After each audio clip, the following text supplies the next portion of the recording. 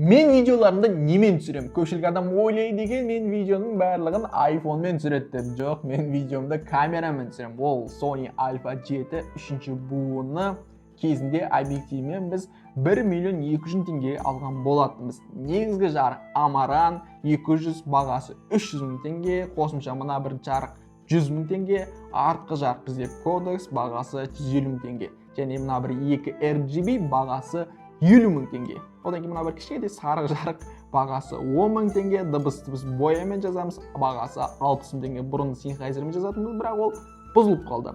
Сыртқы түсірімдерде DJI-ді қолданамыз, дыбыс жазуға, бағасы бұның 200 мың теңге. Дауысы жазылған мынамен бақылап отырамыз, бағасы бұның 160 мың теңге.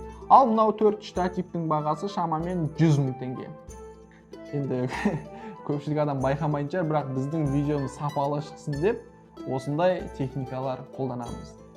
Енді біреу көрді, біреу білмеді, білмеймін енді, бірақ барынша қазақтарға ұнасын, қазақша контенттің сапасы көтерілсін деп барынша еңбек етіп жатырмыз енді. Сіздерге қалай?